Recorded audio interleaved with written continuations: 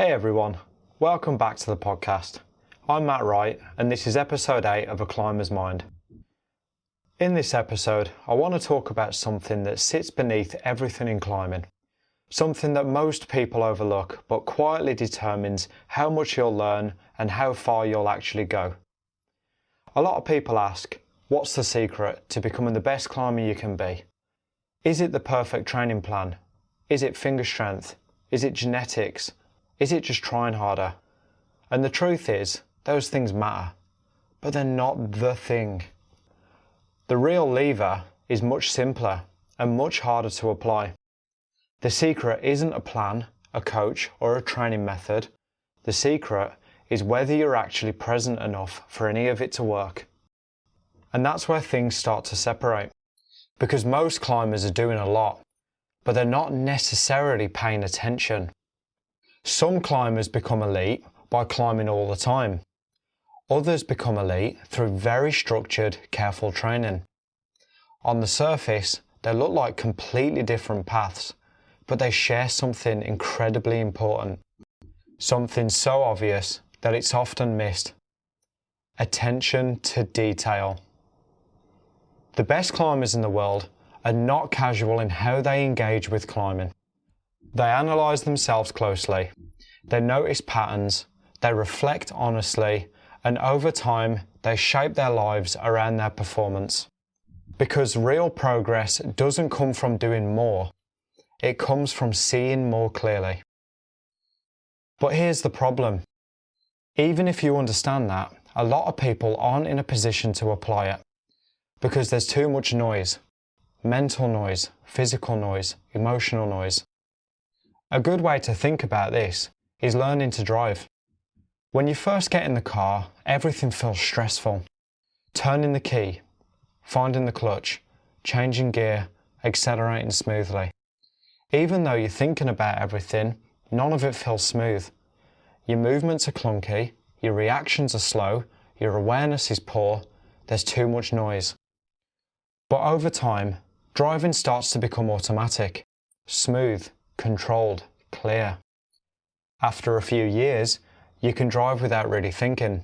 You can hold a conversation, listen to music, plan your day, or drift into a memory.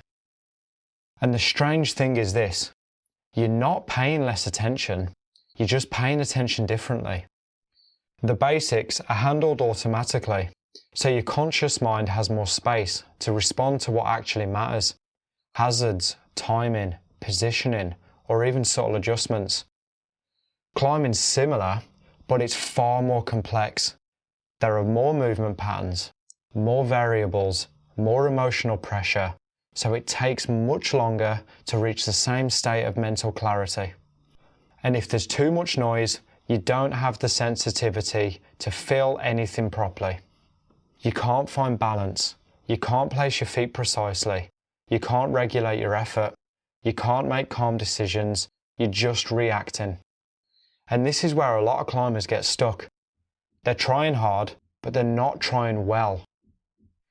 The difference between a keen climber and an elite climber isn't effort, it's how that effort is applied.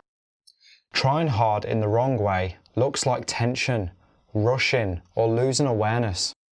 Trying well is composed, controlled, and deliberate. You relax where you can, you apply effort where it matters. You don't just try harder, you try with more precision.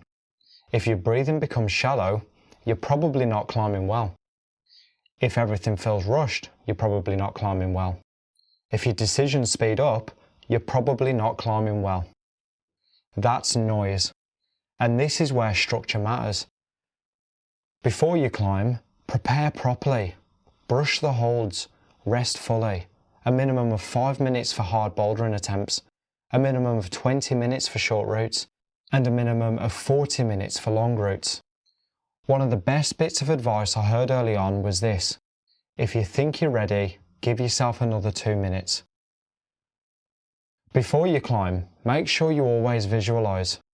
Picture your fingers on the holds, the shape of your body in each position, and how it might feel entering the difficult sections. As you're putting your shoes on and chalking up, focus on long exhales, That calms you down and helps you bring your attention back.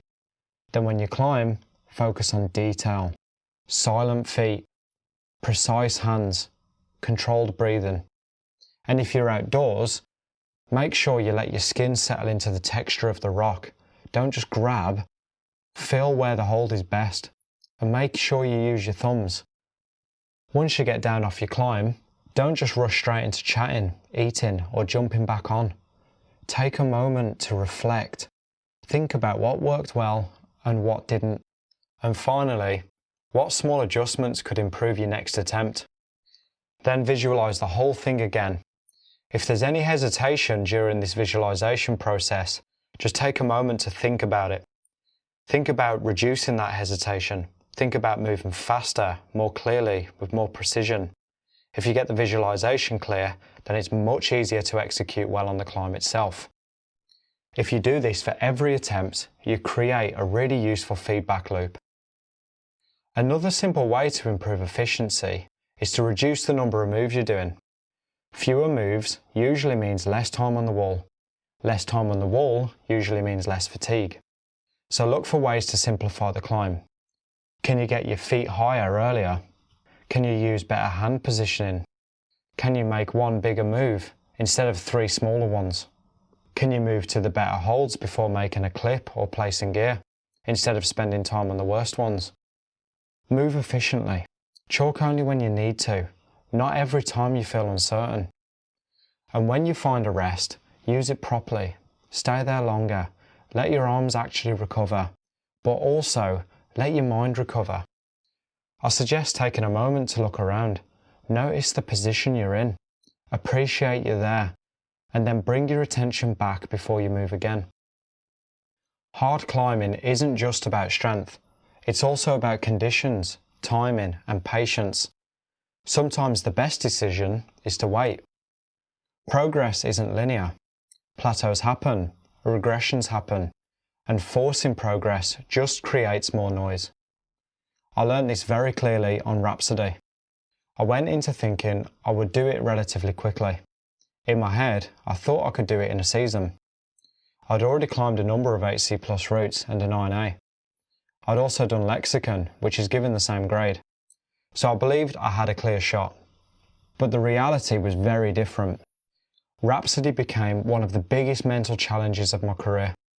Not because of the run out, not because of the falls, and not because of the history, but because I tried to rush the process and I didn't respect the route. The first season, it took me a long time just to do the head wall once on a top rope, maybe 20 sessions. And as soon as I did it clean, I rushed into the lead. I hadn't built enough understanding, but I pushed anyway. By my second session on lead, I was already entering the crux, and every attempt I tried as hard as I could. But for the rest of that season, I didn't progress at all. Not even a single move. I just kept falling and failing. The pressure built, whilst the conditions got worse. And eventually, I gave up. I stepped away. I spent months thinking about the route. I wanted it so badly.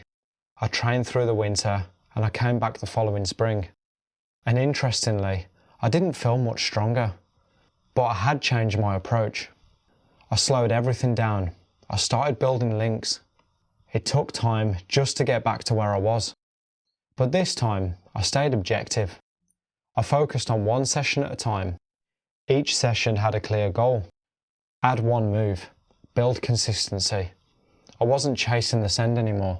I was building repeatability. And I started paying attention to everything, like the conditions, my breathing, my recovery, and my stress levels. I rebuilt the head wall and then repeated it multiple times. And then I started linking into it, adding the lower climbing, and gradually I started to build better margin. And when I got back on lead, I didn't rush straight into send attempts. I focused on progression, efficiency, energy management, how to arrive at the crux with as much left as possible. And this time I was progressing consistently, and I was enjoying it so much more. And eventually it worked. I sent Rhapsody, not because I was stronger, but because I was clearer and more patient. At the end of the day, if you're enjoying your climbing, that's of course valid. But if you want to reach your full potential, this level of attention isn't optional.